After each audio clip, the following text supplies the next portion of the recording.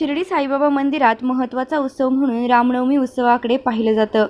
3 दिवस चालणाऱ्या या उत्सवात हजारो भाविक साईनगरीत दाखल झाले। कडाक्याचे ऊन असूनही भाविक तासनतास दर्शन रांगेत उभे राहून साईबाबा समाधीचे दर्शन घेत आहेत। शनिवारी सकाळी साईंच्या काकड आरतीनंतर मुख्य दिवसाची सुरुवात झाली आहे। बाबांचा फोटो, विना, पादुका आणि सटका यांची सवाद्य मिरवणूक साई समाधी मंदिरातून निघाली। साई संस्थांच्या अधिकाऱ्यांनी यात सहभाग घेतला। बाबांच्या समाधी मंदिरातून निघालेली सवारी गुरुस्थान मार्गे द्वारकामाईत आली, तर त्याचबरोबर गोदावरी नदीवरून आणलेल्या कावडींचे पूजन यावेळी झाले। गोदा जलाने बाबांचे मंगलस्नान झाले आणि त्यानंतर साई दर्शन सुरू झाले। रामनवमीच्या उत्सवादरम्यान आलेल्या पायी पालखीतील भाविकांनी नाचत गात साई नामाचा गजर करत साई मंदिर परिसर दणाणून सोडलाय।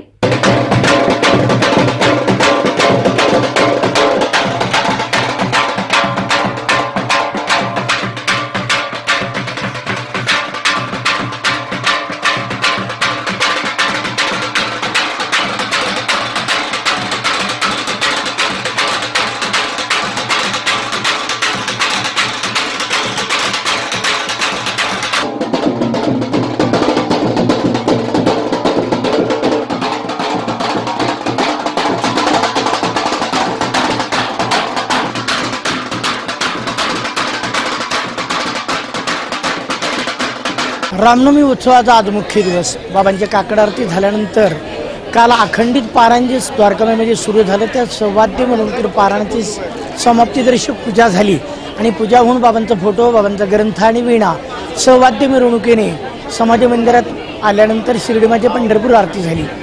बाबांच्या शिर्डी माझे पंढरपूर आरती झाल्यानंतर जे ग्रामस्थ साई भक्त कोपरगावहून गोदावरीचं पाणी आणतात बाबांना स्नानासाठी, त्या कावडीची पूजा करण्यात आली।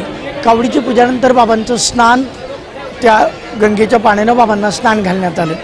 बाबांचं स्नान झाल्यानंतर शिर्डी माझे पंढरपूर आरती झाली। 8:30 वाजता बाबांच्या धान्याच्या पोत्याची मिरवणूक असते। समाधी मंदिरामध्ये धान्याच्या पोत्याची मिरवणूक होऊन द्वारकामाईमध्ये मिरवणूक सवाद्य मिरवणुकीने पोतं नेण्यात आलं आणि त्या ठिकाणी प्रतिष्ठापित करण्यात आलं। आज बाबांच्या रामनवमीचा उत्सवाचा मुख्य दिवस असल्यामुळे सकाळी 10 ते 12 या वेळेमध्ये रामजन्म आख्यानाचं कीर्तन झालं आणि कीर्तनानंतर 12:30 वाजता बाबांची आरती, मध्यान्ह आरती झाली। आज बाबांच्या रामनवमी उत्सवाचा मुख्य दिवस असल्यामुळे 4:30 वाजता द्वारकामाईमध्ये घंटानाद होऊन 5 वाजता बरोबर बाबांची पादुका, बाबांचा फोटो सवाद्य मिरवणुकीने द्वारकामाईमध्ये जाऊन द्वारकामाईमध्ये सुवर्णरथामध्ये प्रतिष्ठापित करण्यात आले आणि बाबांच्या सुवर्णरथाची गावातून मिरवणूक 5 वाजता बरोबर निघाली। मिरवणूक आल्यानंतर बाबांची धूप आरती झाली। आज देशाच्या कानाकोपऱ्यातून असंख्य लोक या ठिकाणी बाबांच्या दर्शनासाठी येतात, म्हणून साई भक्तांच्या सर्वांना दर्शन मिळावं म्हणून रात्रभर मंदिर उघडं राहील। बाबांची शेजारती होणार नाही आणि बाबांचं रात्रभर मंदिर उघडं राहील। बाबांच्या अनेक भक्तांच्या गायनाचा, हाजरीचा कार्यक्रम रात्रभर चालू राहील।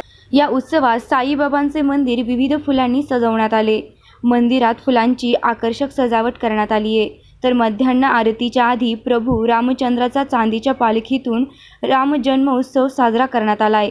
समाधी मंदिरालगत असलेल्या परिसरात मोठ्या भक्तिमय वातावरणात प्रभू रामचंद्र जन्माचा पाळणा म्हटला गेला।